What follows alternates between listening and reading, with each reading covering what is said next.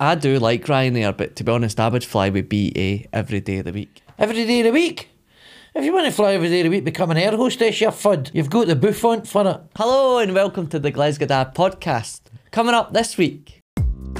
A skilled pilot can land a plane without propulsion. So a British Airways pilot, not a Ryanair pilot. A corporation bus driver.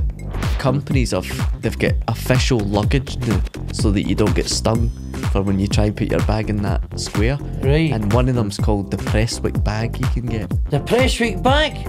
God, I thought she died years ago. Yeah, I shagged her.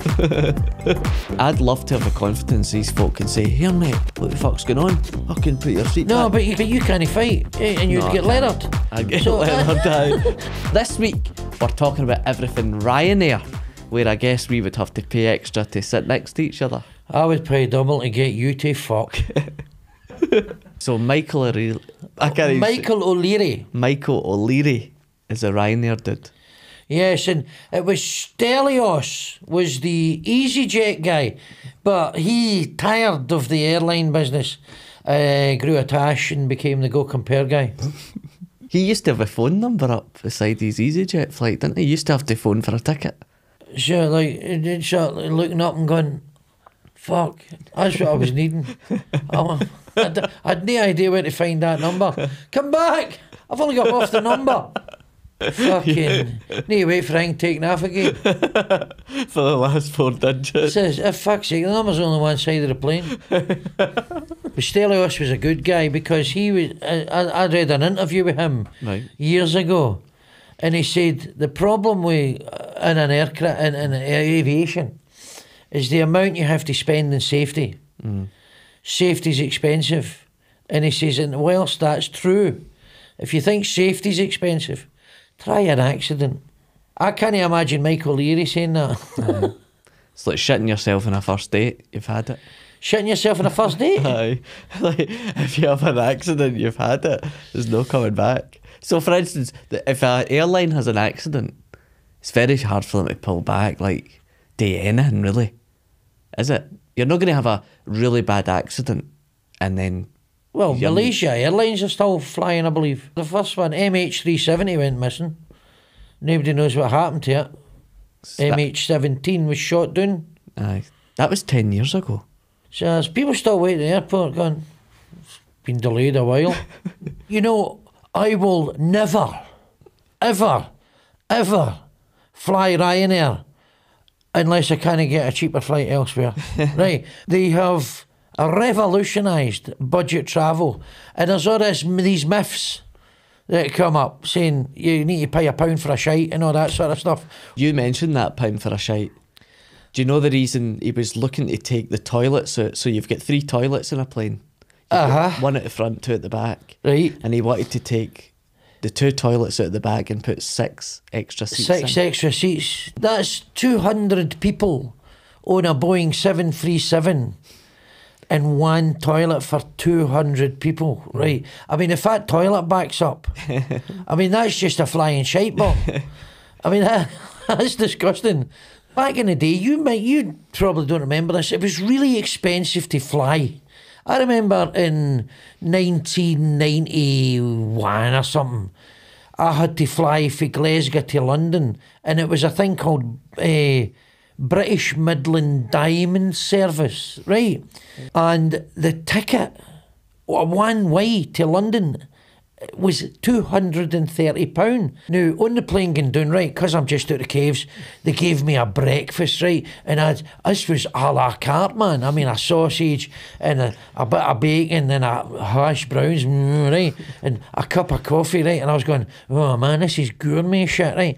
So I fired that down my neck. So as I was coming back up in the afternoon, it wasn't that, it wasn't an evening dinner because it was too early, it was a late afternoon, and they said, here you go sir, tea and scones and clotted cream. I'd never seen anything like that in my life. I'm not eating that shite, right? Scones and clotted, I didn't even know what clotted cream was. I thought it was just a big tub of cum, right? I said, I'm not eating that. I'm sorry, I can't eat that. I said to the steward, I can't eat that, mate. I'm scum. I can't eat what I don't know what it is, right? I'm scum, I'm not eating cum. And you know what he said to me? I'm really, really sorry, sir. And he said the most a beautiful thing I ever heard. Do you like whiskey? Do you like whiskey? Does the Pope shit in the woods?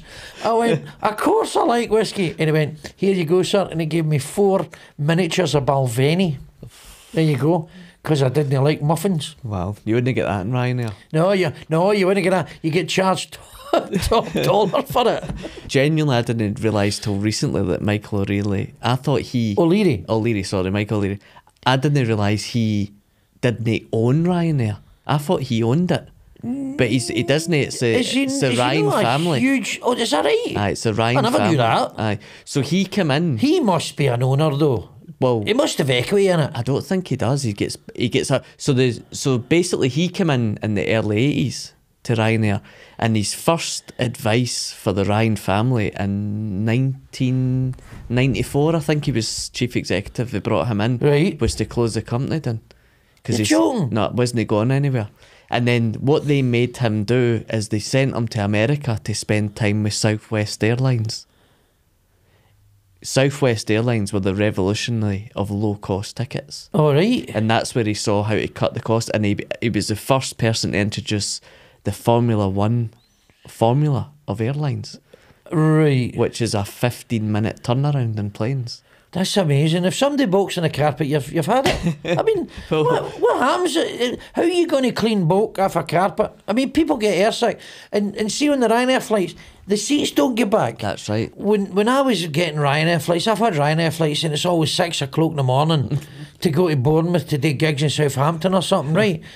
And you're knackered, right? And you're sitting in the seat and you start to fall asleep and your head goes forward and so it's uncomfortable. But at least at the same time, don't you hate it when you're on a plane and the fucker in front of you puts his seat back and you're like that, trapped in beside... And I mean, they're allowed to do it, the seat's there. But, I mean, what is the etiquette? Can somebody tell me? Somebody write in, what is the etiquette? Are you supposed to go... excuse me, I just mind if I put my seat back, please? And then the arsehole behind you go, no. So my point is, it's always easier to get forgiveness rather than permission. So just fucking put your seat back. I'd say over 4 hours. Over 4 hours what? Flight, you're allowed to put your seat back. Where does it say that in the Bible? In my Bible. Oh, that's a lot Bible of of life. Right. I would say... So what's the etiquette there? I mean, is there an etiquette? I would say an unwritten rule, you do say... Well, I'm looking for a written rule. I'm not looking for an unwritten rule. I don't think there is any. But so there's no etiquette? I personally would ask, do you mind if I put the seat back? You see, because people get pissed off, right, when you're going, excuse me please, I need to go for a shite or something, and then they've got to go out their seat and back in, and it's because there's no room on these planes. Happened to me going to Australia, Melbourne Comedy Festival. Right. Sat my laptop down Dubai to Melbourne, and a guy... Were you in the aisle seat? I was in the middle seat. The middle seat? Aye, so there's a guy in it, a windy guy. And you've got your laptop out? So I had my laptop out and I had a wee canny diet, whatever, and the guy So you've trapped the guy? The guy in the windy, you've trapped him? Aye, he's trapped. He's fucking trapped? Aye. Because of you? But the guy put his seat back and knocked the can over my laptop. The front seat in front of you? Aye. And I was just like... I never said in because I'm a pussy. I was worried I'd get a kicking. But I'm that sort of person. I would moan about it, but I wouldn't see I'd love to have the confidence these folk can say, "Here, mate, what the fuck's going on? I can put your seat back." No, but you can't, but you can't fight, and you'd get leathered. I'd get leathered. So that's how you wouldn't say anything because you're going, sorry mate, did I spill your beer on your laptop there? Aye, but no problem, mate, no problem. Here, there's my chin. Punch me in the mouth, you fucking... I think it's Arnold Schwarzenegger in Airline, the film. He knocks that guy out beside him in the plane. That would be me. Aye, but you dream about that. You wish you had that ability, but we're normal Joes. Can you still buy a sandwich on a Ryanair flight? I think you can. You've got to ask for it as soon as you take off because it takes 30 minutes for them to put it in the oven. Oh, really? Aye, and then they bring the cheese and ham toast. It's in like a plastic. And then they sell scratch cards. Scratch cards. And they sell duty free, don't they? What? Whoever buys that? No, it's a good move because suppose you're coming back for holiday, and you've got money left over. You don't want to take it home. You want to spend your money. It's holiday money. If I've got money, if I take £1,000 on my holidays and I only spend 800, that 200's getting fucking tanned on scratch cards in a plane home. I'm no bringing that home to spend it on messages and power cards. Fuck that. That's holiday money. But they don't accept cash now. It's card only on the plane. Well, that's a problem.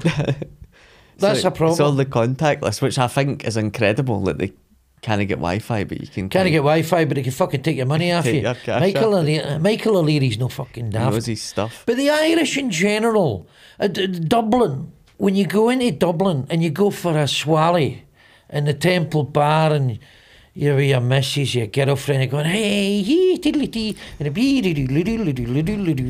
hello, welcome to Ireland, and there's U2's Heed and Finn Lizzy and fucking Bono's bollocks, and it's Ireland, innit? And you're totally immersed in the whole Irish thing, and there's a pint of Guinness, fucking €9. What? And it's as dear as fuck, and the money just flies out your pockets, man.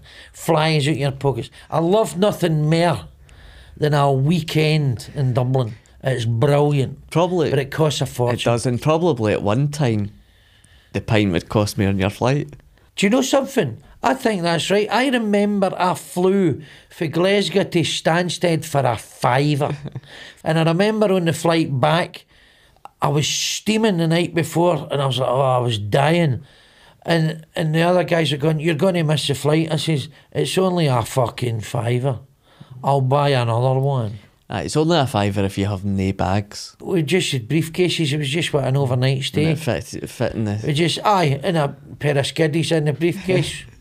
Did you have to check the hole? Well, that bag checking thing. Well, that's it. I'm telling you, I was in Alicante once, and I had my bag to go in the hole. See, I like having a hold bag, right? Because what fucking irritates me beyond measure is I've first of all got to buy shaving foam, which is less than 100ml. So I've got to pay double for a fucking tin of shaving cream, which is a fifth of the fucking size, in order to get on a fucking plane. And then I've got to get shampoo that's the same fucking size. And then I've got to put them in a fucking bag so these fannies can inspect them. I fucking profane of that. I would rather pay the extra, put the bag in the fucking hold and no worry about it, because it does my fucking box in. That really irritates me. What does me is the 4 for 3, and you're trying to work out, fuck, how many 4 do I get for the cheapest price? I can't go with that pish. It's just pish. I'll get a hold bag, and you used to, when you bought a plane ticket, you got the fucking hold bag for free. Do they charge you for a hold bag?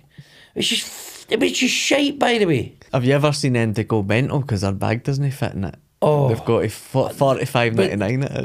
That drives people crazy, because it happened to me. But they do you, because you go, your bag's either too big, so it needs going to hold that 60 quid, or it's too heavy, and then they fuck you again for 50 euros. I mean, they're bastards, man. I think they should have one for the size of your arse. That's what they're talking about doing. There's already an airline does that, where you walk up to the counter and they go, oh, could you just step on the scales there, sir? Oh, I'm afraid you're a fat bastard, sir. Get in the hold. You know, no toasty for you. They charge you extra. I mean, that's what gets me. You're a massive overweight person, and then you do you for outsized baggage. That's mental. It's like you buy a t-shirt, an extra small or an extra large. It's the same price, but it's 3 times the material. I know. It doesn't make any sense. So in Ryanair style, we're going to delay things. If you want to come to the live show, here's a wee clip for you to watch, so you know what to expect. I tell you, man, there's cameras everywhere. I'll get my social stoked, man. That's fucking gonna grass me up. If you're here with a woman next door because you're pumping and you don't want anybody to find out, then you're going to be seen. So I staying bigger, as you know. I do. When I moved there, I went to the fish and chip shop and ordered a pizza, a pepperoni pizza.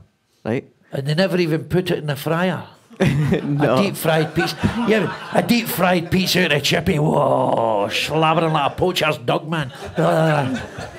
So I ordered the pizza, and 20 Right. minutes later, she called pepperoni pizza. I went Right. back into the shop and she went, "We don't do pizza," and gave me my money back. We don't do pizza. No, she says Who I've- took the order? Her. She took an order She off you took for an pizza. order as if she was putting it through for And then she pizza. went, "We don't do pepperoni pizza. After- Here's your money back. This is a nail bar. Fuck off."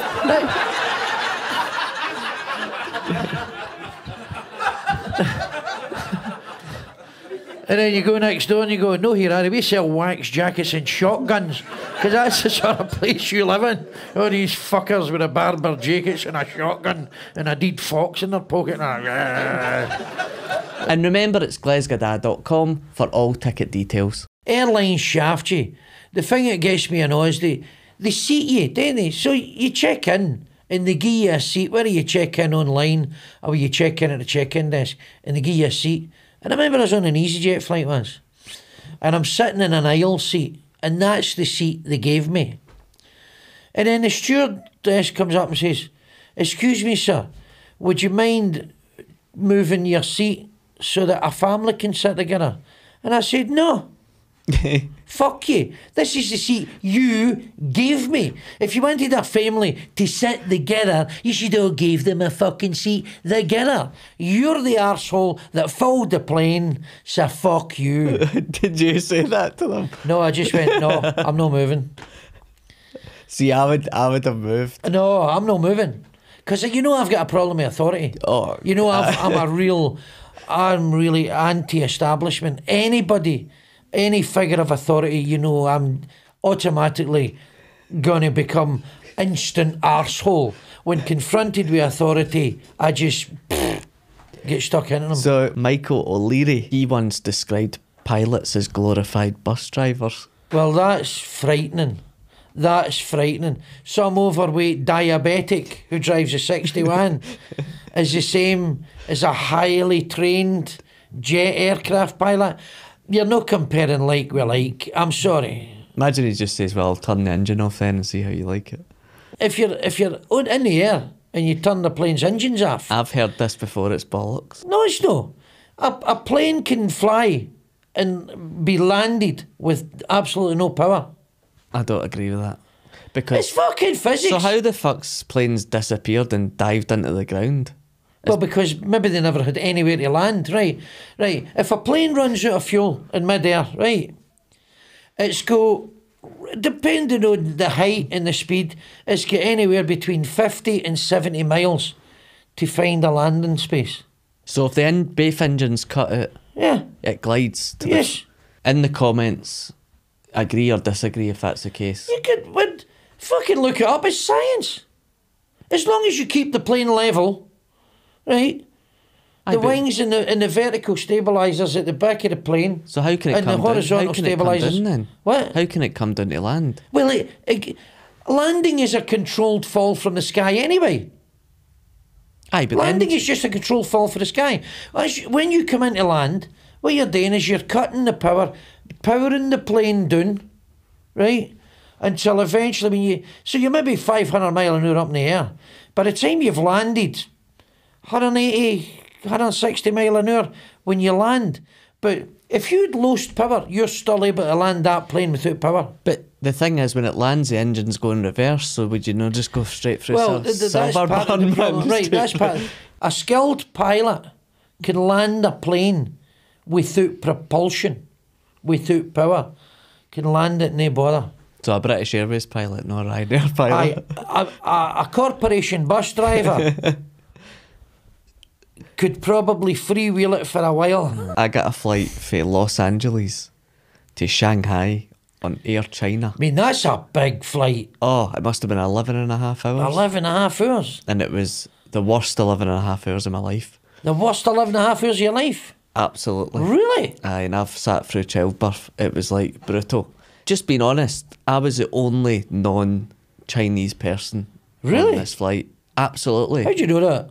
Well, Did you check every seat? I never checked every seat, no. And I assume I was, right?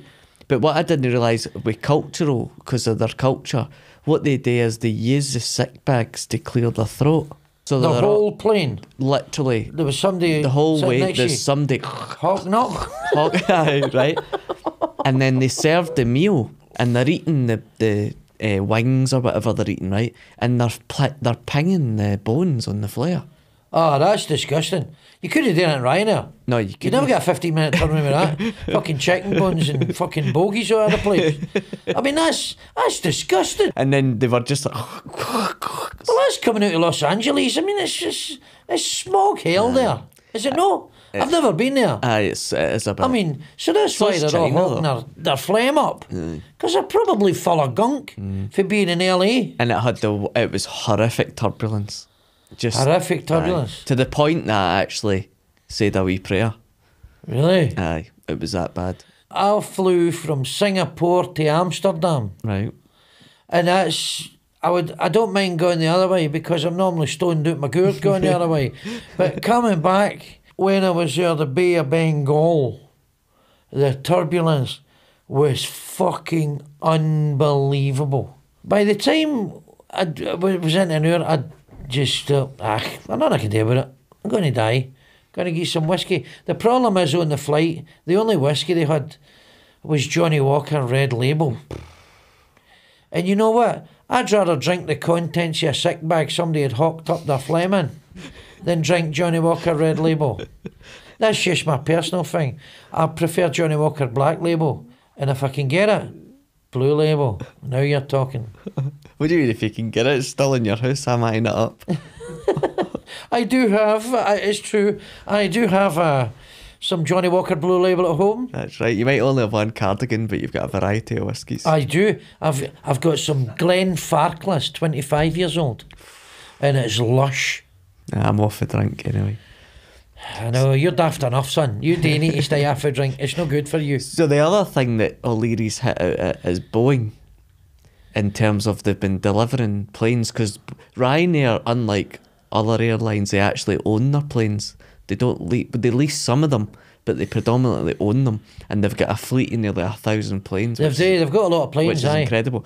And he's come out to say that Boeing have basically lit the standards. Oh, the quality control. Aye. But he also said there was spanners found under the floorboards. They should be more worried about 180 spanners he's flying to Magaluf. So it was the Alaskan Airlines, wasn't it, that the plugs were missing? The door plugs, that's right. I mean, it's like if your butt plug was missing, there'd be shite out of this flare. There was 4 bolts missing out of the door or the wing. Plugs. And so the guy's sitting, some poor wee guy sitting as he's drinking his laptop thinking, oh, I can't wait till I get to wherever I'm going. And the thing took off. And it's obviously, it's compressing, right, the compression. The fuselage expands. Aye. But there's nothing holding this door in place. So the fuselage expands, bang, this door blew out. In fact, I read the story, and the wee guy says, thankfully he was belted in, but his shoes and his socks flew off.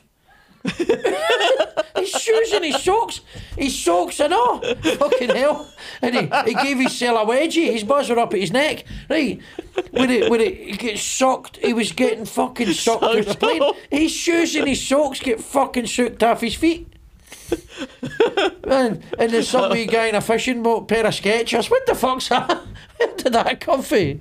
His socks and his shoes get sucked off. I thought you were going to say, fuck, I wish I'd let that family sit here. I mean, that's what happened to the fella. I read his thing in the paper. His socks get sucked off. That is brilliant. You would shit yourself out, wouldn't Oh, you? your fucking bottle would go, So man. it wasn't the... You'd be shiting in that sick bag. It wasn't the emergency exit door, it was the actual window then, was it? No. It was the door. It's that Aye. door.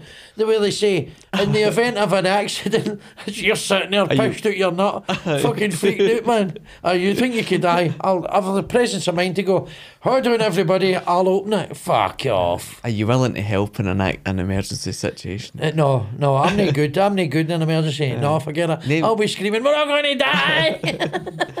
Do you know the only extra I would pay for? What? Is a shot in the bouncy slide.